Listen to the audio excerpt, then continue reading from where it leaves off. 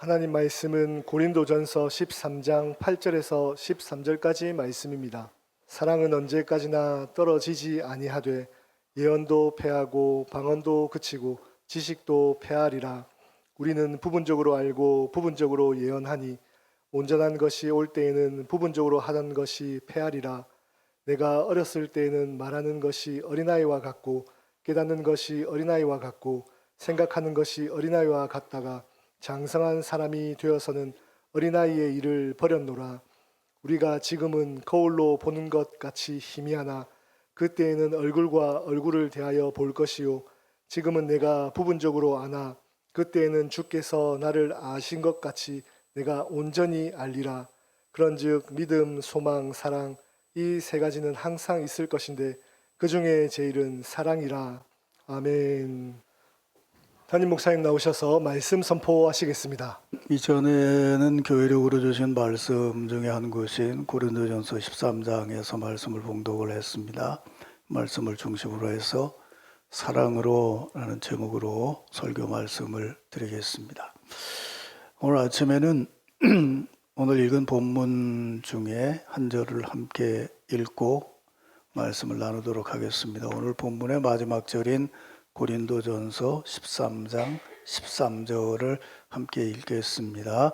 그런즉 믿음, 소망, 사랑 이 세 가지는 항상 있을 것인데 그 중에 제일은 사랑이라. 아멘.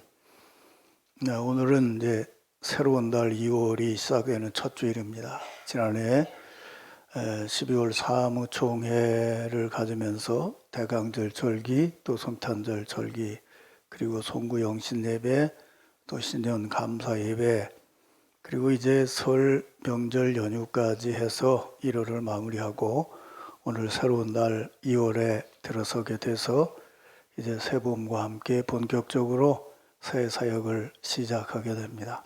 오늘 찬양대의 힘찬 찬양이 이런 새로운 사역을 시작하는 우리들에게 새로운 힘과 격려, 위로, 능력을 주시는 것 같아서 오늘 감사하는 마음으로 찬양을 들었습니다. 사랑하는 성도 여러분, 이제 2025년 새 사역을 본격적으로 시작하면서 성령의 감동하심을 따라서 오늘 우리가 함께 읽은 말씀처럼 무엇보다도 진정으로 믿음, 소망, 사랑으로 주의 사역에 임하시기를 바랍니다.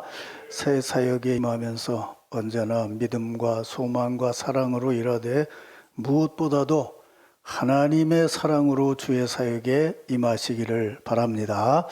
설교에 앞서서 여러분을 진심으로 축복합니다. 새해는 여러분의 마음에 또 가정에 교회에 여러분들의 사역에 하나님의 사랑이 충만해서 주의 사랑으로 일하시는 복을 받으시기를 주의 이름으로 축원합니다.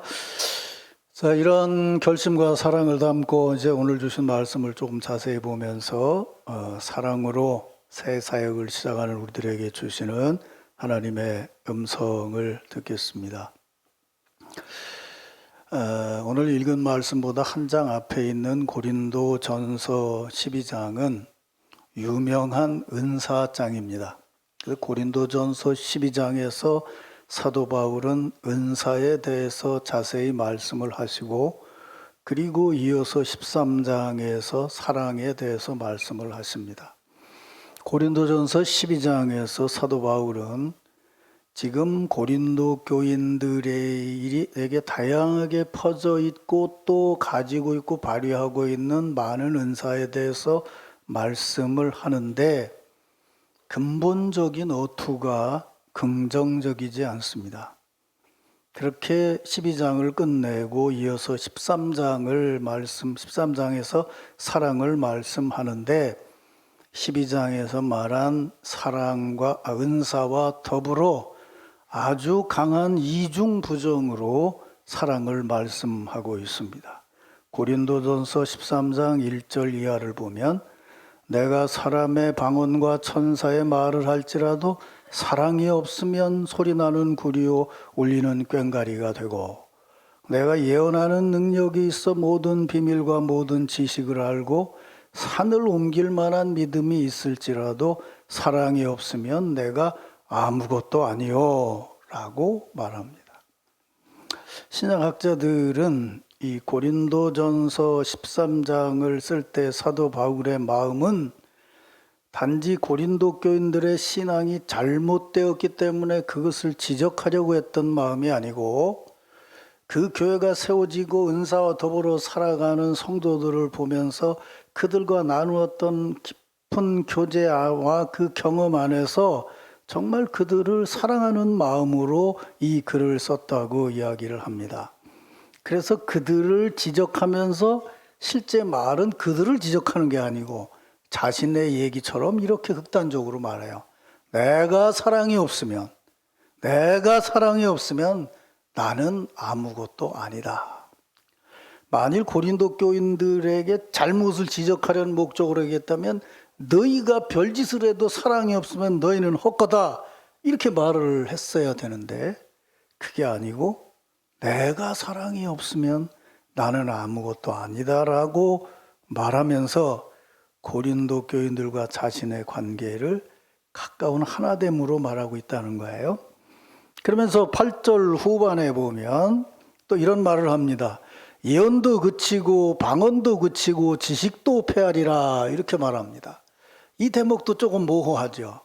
네가 하는 예언이 헛게 될 거고 네가 하는 방언이 헛게 될 거고 네가 아는 게 다 헛게 될 거다 이렇게 말하지 않고 이것을 개념화해서 예언도 방언도 지식도 헛된 것이 될 거다라고 말하고 있다는 것이죠. 어쨌든 이 말씀대로 얘기를 한다면 1절의 말씀과 더불어 읽어보게 된다면 무언가 잘못되면 나도 아무것도 아니고 하나님이 주셨다고 하는 은사도 아무것이 안 되고 헛것이 될 수밖에 없다라고 지금 말하고 있다는 거예요. 근데 예언, 방언, 지식 이러니까 성도들이 생각할 때는 은사 중에 하나로 생각하지만 이걸 신학적으로 정리를 해보면 이렇습니다. 여기서 지식이라고 하는 것은 신앙적인 진리를 아는 것을 말한다고 한다면 그것은 교회의 뿌리가 되는 지식을 말하는 것일 거고 방언이라고 하는 것은 뭐 이상한 말을 하는 걸로 생각하지만 의미는 뭐냐면 하나님과의 교제예요. 그러면 하나님과의 교제, 성도와의 교제라는 건 뭐냐면 교회의 줄기예요. 예언은 뭐냐? 뭐 앞에 일을 얘기한다는 뜻이 아니고 복음을 전한다는 의미라고 얘기한다면 그것은 증언이고 그것은 교회의 열매예요. 그러니까 이게 없으면 교회 뿌리나 줄기나 열매나 다 없어져 버릴 것이다. 그리고 그 교회의 이론인 나도 아무것도 아니다 라고 지금 말하고 있다는 거예요. 사실은 고린도 교인들을 사랑하는 마음으로 얘기를 하지만 이 속에 담겨져 있는 의미를 보면 굉장히 두렵고 떨리는 내용이에요. 교회 구성원이 된 나, 교회 공동체, 교회에서 진행되는 모든 믿음과 교제와 선교 사역이나 이런 것이 다 헛것이 돼버릴 수도 있다라고 지금 말씀하고 있다는 거죠. 내가 지금 너희들을 봤을 때 고린도 교회의 모습을 봤을 때 신앙생활을 그만큼 해서 그렇게 많은 은사가 있다고 얘기를 하는데 무언가 조금만 지금 여기서 더 나가게 되면 그 모든 것이 헛것이 될 수도 있다라고 경고하고 있다는 것이죠.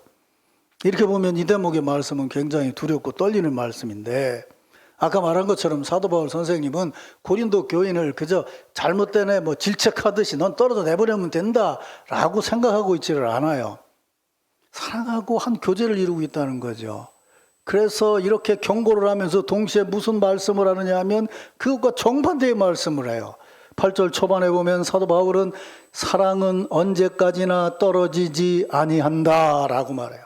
그리고 우리가 조금 전에 읽었던 말씀처럼 13절에서 그런즉 믿음, 소망, 사랑 이 세 가지는 항상 있을 것인데 그 중에 제일은 사랑이라.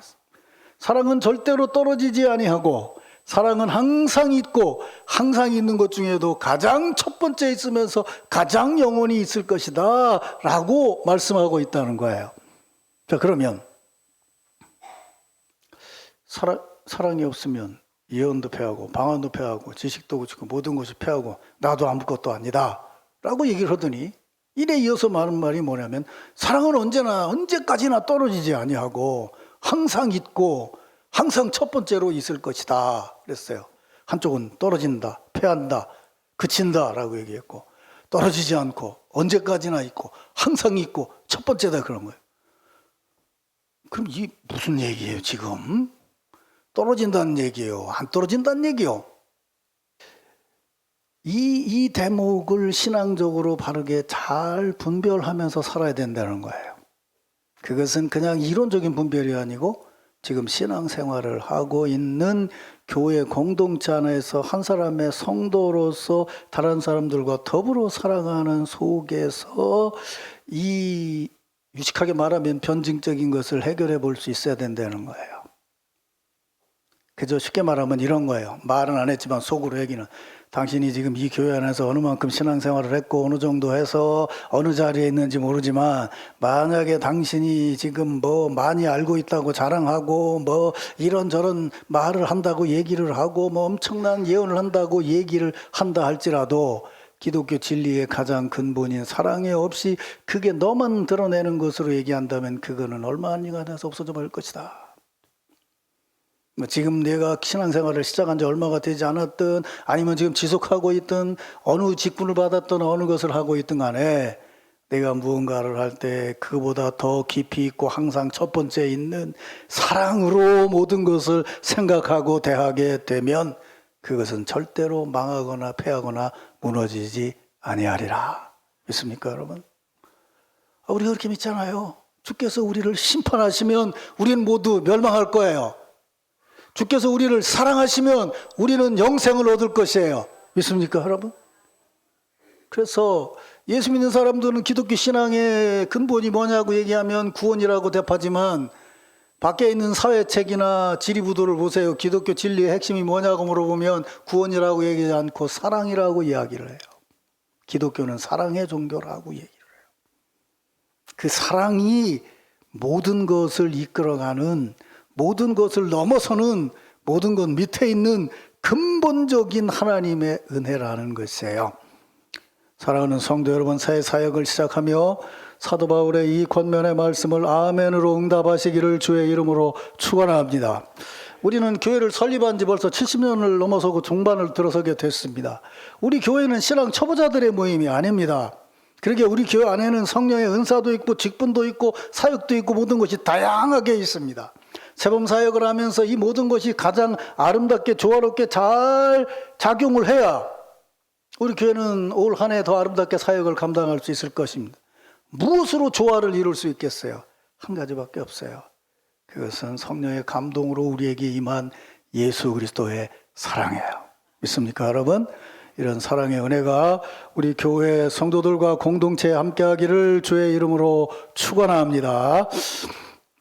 자, 이제 대략 큰 틀에서는 이렇게 말을 했는데, 이제 조금 전에 말씀드린 그 패한다는 것과 사랑과의 연관해서 사랑의 의미를 조금 깊이 생각해 보려고 해요. 아까 맨 먼저 이런 구절 있잖아요. 예언도 패한다. 사도 바울 선생님이 그렇게 말했어요.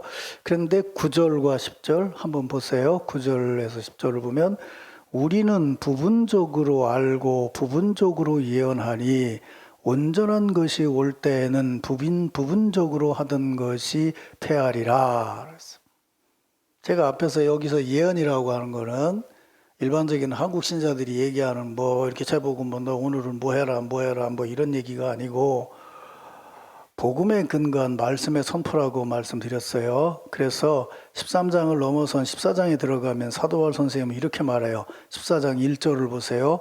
사랑을 추구하고 신령한 것을 사모하되 특별히 예언을 하려고 하라. 3절에는 예언을 말하는 자는 사람에게 말하여 덕을 세우고 권면하며 위로하는 것이요 라고 말합니다.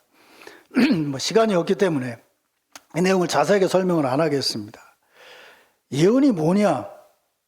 그는 그리스도의 사랑 안에서 신령한 것을 사모하는 마음으로 다른 사람들에게 말을 하는데, 그 말을 통해서 다른 사람들에게 덕을 세우고 그 덕을 세우기 위해서 권면하고 위로하는 것이다. 이렇게 말해요. 뭘 가지고? 말씀과 복음을 가지고 전하는 거다. 그런 말씀이에요. 그래서 예언이라고 하는 것은 뭐냐? 사람들에게 말을 해서 덕을 세우는 거다.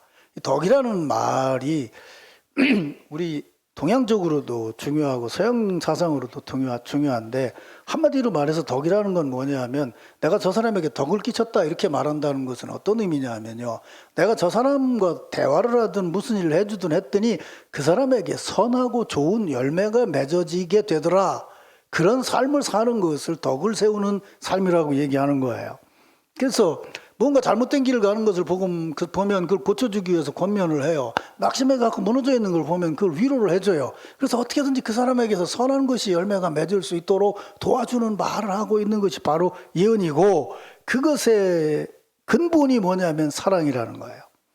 그러니까 이렇게 생각을 해보세요. 부분적으로 알고 부분적으로 예언한다. 뭐 이 대목만 가지고도 뭐 하루 종일 얘기해야 될지 모르겠는데, 나 보세요. 우리가 누군가를 만났을 때 굉장히 중요한데, 사실은 잘하려고 하면 알수록 부분적으로 알 수밖에 없어요. 그러니까 오늘 아침에 누구를 딱 만났는데 그 사람을 과학적이고 학문적으로 객관적으로 놓고 저 사람이 누구냐 하는 것을 알려고 하면 이 굉장히 복잡해져요, 얘기가. 그렇게 보기 시작을 하면 절대로 다른 사람을 제대로 알 수가 없다는 거예요. 알면 알수록 계속 의문이 생겨지게 된다는 거죠. 무엇으로 알아야 되느냐? 사랑으로 알아야 알을 때에 모르는 것 같아도 모든 것을 알 수 있게 된다는 거예요. 이걸 깨닫는 것이 정말 중요해요. 지금 한국 교회가 위기를 겪고 있는 것 중에 하나는요, 전 세계 어느 나라 교회도 미국하고 한국을 빼놓고는요, 교회가 운영되는데 돈을 가지고 운영되는데 교회는 없어요. 돈을 가지고 교회를 운영한다고 하게 되면 즉시 뭐가 나오게 되냐면 계산이 나오게 되고 경영이 나오게 되고 효율성이 나오게 되고 숫자가 나오게 돼요. 그러니까 정말 중요한 한 사람을 놓고 봤을 때 누군가 하나 딱 오면 저 사람이 헌금을 얼마나 할 수 있는 사람인가, 교회는 잘 참석할 수 있는 사람인가, 이런 걸 가지고 보니까 예수 그리스도의 은혜로 저 사람이 구원을 받고 하나님의 은혜를 체험하고 나와 만나서 사랑을 나눌 수 있는 사람이라고 하는 것으로 보지 못하게 되기 때문에 점점 교회는 위기에 빠질 수밖에 없다는 거예요. 그걸 자세히 보면 볼수록 문제가 생긴다는 거죠. 그 사도 바울 선생님이 말하는 게 바로 그거예요. 지금은 우리가 잘 보는 것처럼 잘 아는 것처럼 얘기하지만 아무리 잘 알아도 우리는 부분적으로 알 수밖에 없다. 언제 잘 아느냐? 내가 이런 모습을 가지고 있고 이런 죄인이고 이런 부족한 자임을 알면서도 사랑으로 나를 감싸주시는 그분의 복음의 말씀이 내 안에 살아 움직일 때에 우리는 다른 사람을 바르게 알고 그 사랑으로 표현되지 않는 예언으로 주님의 오심을 예비할 수 있다는 거예요. 믿습니까, 여러분? 사랑하는 성도 여러분, 새 사역을 시작하면서 온전한 예언을 하는 성도들이 되시기를 주의 이름으로 축원합니다.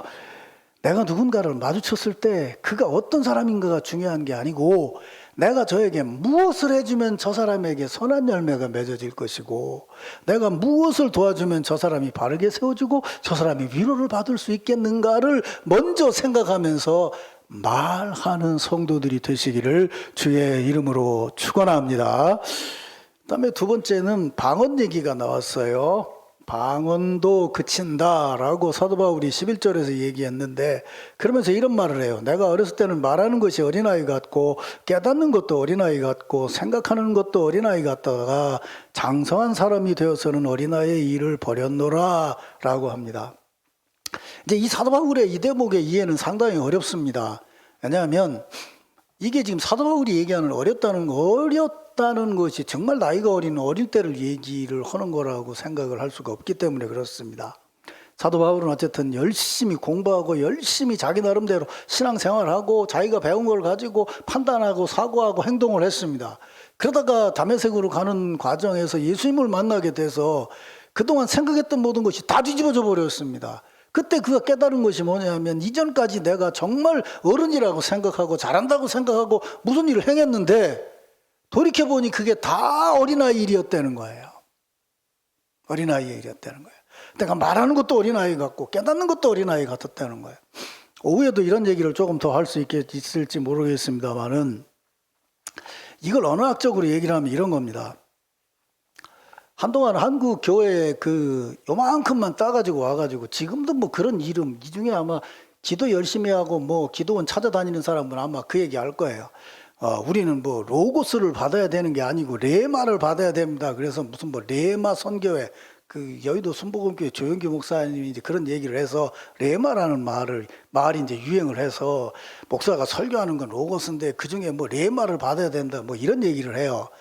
그걸 이제 불란서의 언어학자들 얘기로 얘기한다면 랑그와 빠룰이라고 그러는데, 랑그라고 하는 건 언어라는 거고 빠룰이라고 하는 건 지금 말하고 있는 언어를 말하는 거예요.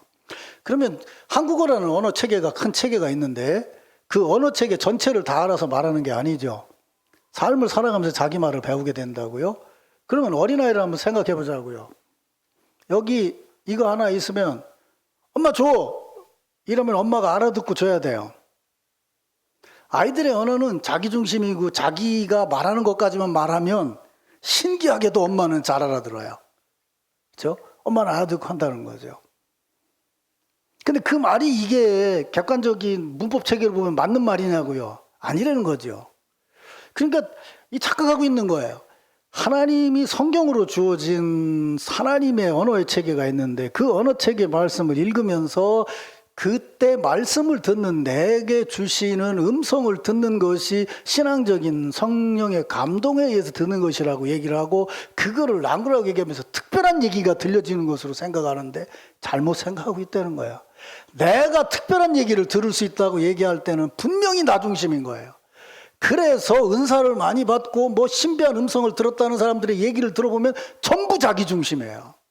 정말 잘못된 거예요. 지금 그런 얘기를 하는 거예요. 사도 바울이 왜 기독교인들을 박해하러 다녔냐고요. 자기 세우기 위한 거였어요. 내가 바르게 세워지고 내가 세워져야 하나님 뜻이 이루어진다고 생각을 했어요. 그런데 다메섹에서 예수님을 만났을 때에 그런 자기를 와서 만나주고 치유해주는 하나님의 은혜를 체험하게 됐어요. 거기서 뒤집어진 거예요. 아, 내가 지금까지 말했던 것이 전부 어린아이의 말이구나.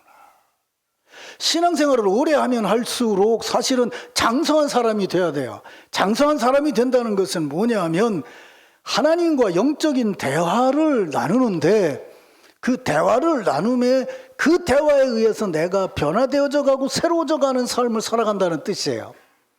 근데 점점 말씀을 들으면서 자기가 굳어지고 자기가 세워진 것이 강해지고 그래서 다른 사람의 얘기를 받아들이지를 못해요. 그러면서 자기 나름의 말을 하면서 자기 방언을 하고 있다 그 말이에요. 그렇게 되면 그 방언이 무너지게 되고 앞에서 말씀드린 것처럼 방언은 교회의 교제라고 얘기한다면 교회의 교제가 무너지게 되는 거예요. 그 다음을 보면 더 분명히 알 수 있어요. 지식을 폐하리라 그랬습니다. 그리고 12절에 보면 이런 얘기를 합니다. 우리가 지금은 거울을 보는 것 같이 희미하나 그때는 얼굴과 얼굴을 대하여 볼 것이요 지금은 내가 부분적으로 아나 그때는 주께서 나를 아신 것 같이 내가 온전히 알리라. 지금은 거울 보는 것 같이 희미하다. 그래서 우리 처음 신학을 공부할 때 아니 뭐 거울을 보는데 왜 희미해? 잘 보이잖아. 그래서 성경을 연구해 봤더니 그때 거울은 청동 거울이라. 그래서 아무리 닦아도 희미하게밖에 보일 수 없단 말이에요. 그래서 이제 이 말씀을 이렇게 해석을 해. 아, 지금은 우리가 이 거울, 청동 거울 보는 것 같이 희미하지만 그때가 되면 막 반짝반짝 빛나는 호텔 거울로 보는 것 같이 밝게 보일 것이다 라고 상상한다는 거예요. 천만의 말씀이에요. 그런 얘기가 아니에요. 그렇다면 이렇게 썼어야죠. 지금은 청동 거울을 보는 것 같이 희미하지만 그때는 부자들이 쓰는 유리 거울을 보는 것 같이 밝을 것이다 라고 했어야 되는데 잘 보세요. 지금은 청동 거울을 보는 것 같이 희미하지만 그때는 얼굴과 얼굴을 대하여 볼 것이다 라고 얘기했어요. 보는 것의 차원이 바뀌어진다는 거예요. 내가 청동 거울을 가지고 내 얼굴을 봤을 때는요, 보이든 안 보이든 내 얼굴에 뭐가 있는지 찾고 뭐 하면서 내가 봐요. 그런데 어떤 사람이, 이 중에 나이 어린 학생들은 못 알아듣겠지만 뭐 청년 이상 된 결혼한 사람들은 결혼해가지고 이제 첫날 결혼식을 마치고 신혼여행을 가서 얼굴을 서로 마주 봤어요. 그때 얼굴 보면서 어이구 얼굴에 어째 이렇게 많어 뭐 이렇게 보는 사람 있어요? 얼굴을 마주대고 보는 것은 사랑의 눈길인 거죠. 얼굴을 보면서요. 굉장히 중요한 거예요. 그러니까 무슨 얘기냐면 지금은 신앙생활, 지금 뭐 은사를 받았다고 하는데 여러분들이 하는 걸 보니까 꼭 거울 가지고 날 쳐다보는 것처럼 얘기하는데 신앙생활은 그게 아니고 신앙생활은 뭐냐면 내가 거울을 보는 것이 아니라 그분이 어느 날 내 앞에 오셔서 그분이 나를 보고 내가 그분을 보는 것 같은 교제의 날이 사랑의 날이라는 거예요. 믿습니까 여러분? 여러분요 이렇게 한번 생각을 해보세요. 내가 누구를 만났어요? 그러면 예를 들어 내가 오늘 아침에 최장로님을 만났다 그래봐요. 그럼 아침에 최장로님을 딱 만났는데 최장님이 날 딱 보는데 집에서 좋은 일이 있었어. 그래서 와가지고 기분이 좋아가지고 나를 딱 쳐다봐. 그러면 최장님 얼굴을 보는 순간 나는 이분의 얼굴에 담겨져 있는 것을 읽으면서 내 표정이 정해져. 웃는 걸 보면 나도 웃으면서 그래 무슨 일이에요? 이렇게 묻게 된다고. 그러니까 무슨 말이냐면 나하고 누군가 맞섰을 때 내가 있고 맞서는 게 따로 있는 게 아니라 맞서는 순간 서로 영향력을 끼치게 돼 있다는 거예요. 그러니까 예수님을 만나고 난 다음에 한참 깨닫고 알아서 사랑하는 사람이 되는 게 아니고 빛 대신 예수 그리스도를 만나는 순간 우리 얼굴에는 빛이 비춰지게 돼 있다는 거예요. 그 빛이 뭐예요? 사랑의 빛인 거예요. 예전에 말이죠. 나이든 부흥 강사 목사님들이 이런 얘기를 했어요. 금요일 저녁에 집회를 하는데 아이 엄마가 아기를 업고 지금 교회에 왔어요. 그래서 업고 이렇게 앉아 있어요. 그럼 뭐 애가 뭐 울기도 하고 뭐 자기도 하고 그러는데 그때 부흥 강사 목사님들이 이런 얘기를 했어요. 괜찮아, 울어도 괜찮아. 여기 와 있는 것만으로도 하나님이 복을 받는 거야. 그런 얘기를 했어요. 요새 우리 저 서만석 집사님 카톡에 가보면 김성경 권사랑 카톡에 가보면 교회 맨 뒷자리에 앉아서 외손녀가 이러고 있는 사진 찍어서 올려놨어요. 걔가 뭘 알아서 이러겠냐고. 얼굴과 얼굴을 맞대는 속에서 자신도 모르게 자기 자신을 표현하게 되는 거예요. 거기 오면 그렇게 해야 된다는 거예요. 이게 기독교 신앙의 힘이고 사랑의 힘인 거예요. 이것저것 따지고 계산해가지고 되는 것이 아니고 그걸 제가 여러 번 말씀드렸지만 어거스틴은 신앙인의 지식은 스키엔티아가 아니라는 거예요. 지식이 아니라는 거예요. 사피엔티아라는 거예요. 지혜라는 거예요. 여러분 왜 저 사랑에 대한 얘기를 하면 아가페, 에로스 이런 얘기 들어봤죠? 아가페하고 에로스의 차이점이 뭔지 아세요? 에로스는 우리가 생각하는 것처럼 남녀간의 사랑이 아니고요. 그리스 철학을 읽어보면요. 둘이 합일해서 하나로 그냥 한 덩어리가 되는 것이 에로스의 사랑이에요. 남자 여자가 만나서 하나로 합쳐지는 것 같은 것이 에로스의 사랑이고 아가페는 뭐냐면요. 이 사람 있는 대로 이 사람 있는 대로 그 모습을 그대로 만나서 한 사랑 안에서 한 덩어리가 되는 거예요.